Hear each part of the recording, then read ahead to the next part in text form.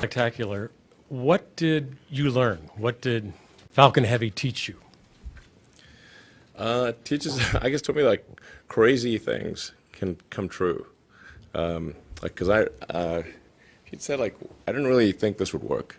Because when I see the rocket lift off, I see like 1,000 things that could not work, and it's amazing when they do.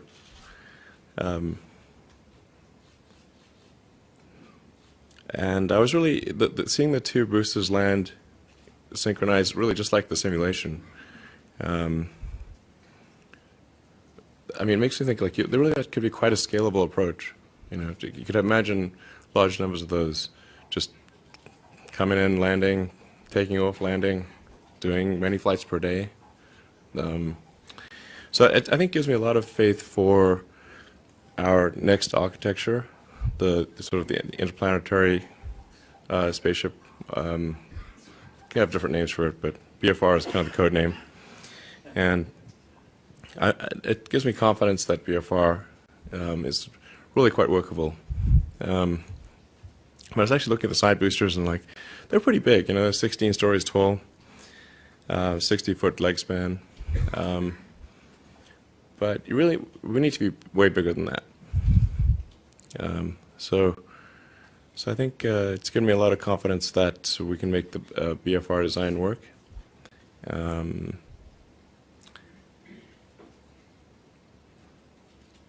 Yeah, it's. I mean, I've tremendous confidence, obviously, in the SpaceX team. So I think we can really do this a lot, you know, and keep advancing the technology to achieve full and rapid reusability, which would have a profound effect on the future. And one of the interesting things about, say, Falcon Heavy versus Falcon 9 is that Falcon Heavy has the same level of expendability as Falcon 9. So if you look at, say, the price of Falcon 9 is $60 million, Falcon Heavy is 90, even though it's got 3 times as much capability. Because in both cases, the only thing that's expended is the upper stage. We're going to start recovering the fairings, the big nose cone. We're going to recover that, recover the boosters. And so there's really, the cost difference really between a Falcon 9 and a Falcon Heavy is minor.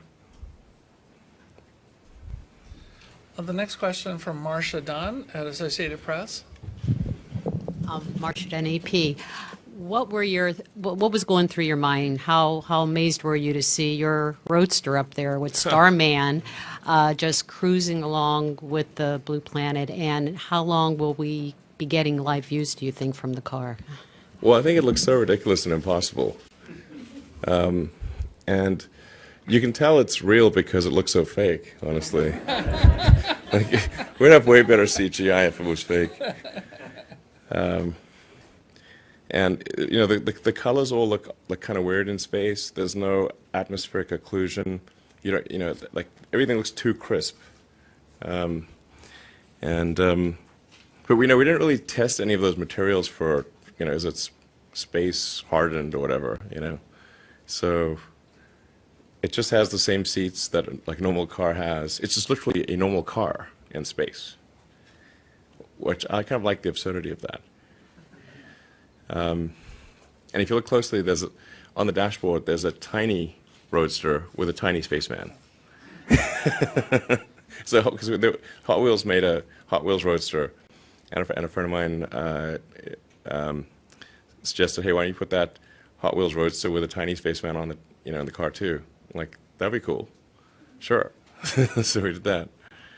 I mean, it's kind of silly and fun, but I think that's, you know, silly, fun things are important. And normally for a new rocket, you know, they'd launch like a block of concrete or something like that. I mean, that's so boring. And I think that's just the imagery of it is something that's going to get people excited around the world. And it's still tripping me out. I mean, I'm tripping balls here. Next question in the room. How about Brendan Byrne from WMFE, the NPR affiliate in Orlando? Yeah, congratulations, Elon. Great launch today. Where do you see the Falcon Heavy fitting into this launch industry? Is this something that is going to be for more national security? You see this for interplanetary missions? What's the future of Falcon Heavy? Yeah, the great thing is, like, so Falcon Heavy opens up a new class of payload. So it can launch more than twice as much payload as any other rocket in the world. So it's kind of up to customers what they might want to launch. But it can launch things direct to Pluto and beyond. You know, no stop needed. You don't even need like a gravity assist or anything. And it can launch giant satellites. It can do anything you want. You could go back. You could send people back to the moon with a bunch of, you know, if you did a bunch of launches of Falcon Heavy and did an orbital refilling. With two or three Falcon Heavies, you know, would equal the payload of a Saturn V. But I wouldn't recommend doing that because I think the new architecture, BFR architecture, is the way to go. But I think it's going to open up a sense of possibility. I think it's going to encourage other companies and countries to say, hey, if SpaceX, which is a commercial company, can do this, and nobody paid for Falcon Heavy, it was paid for with internal funds, then they could do it too. So I think it's going to encourage other countries and companies to raise their sights and say, hey, we can do bigger and better, which is great. We want a new space race. Space races are exciting. How about one more in the room? How about Daryl Neal from the Fox affiliate here in Orlando? Mr. Musk, kind of talk us through your thought process as you were watching the launch. You said you were incredibly concerned about it. Just, you know, you just wanted to clear the pad because it kind of set expectations low. So talk me through as you were watching it. Yeah, I think this is true of anyone who's involved in, you know, closely in the design of something. You know all the ways that can fail, and that's like the sort of mental checklist that's scrolling through your mind. Is all the things that can break. I mean, there's thousands of things that can go wrong, and everything has to go right once the rocket lifts off. There's no opportunity to do a recall or upload a software fix or anything like that. It's either passing grade is 100%, at least for the ascent phase.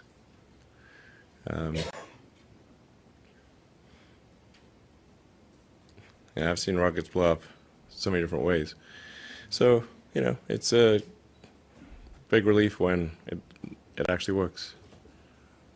One more question in the room, and then I bet the first, you know, when they first, whoever's like, you know, when they were like first launched like a 747 or DC-3 or something like that, I bet the chief engineer was like, I can't believe that thing's flying. Will be attempting its landing on the autonomous spaceport drum ship. You may also be hearing the second engine cut off. Oh, check on your screen. Sometimes this footage goes out when it approaches the drone ship and the heavy vibrations make it lose signal. We're crossing our fingers that's not the case right now. Stage 2, nominal parking orbit insertion. So it looks like that landing is happening at the moment. We have lost signal.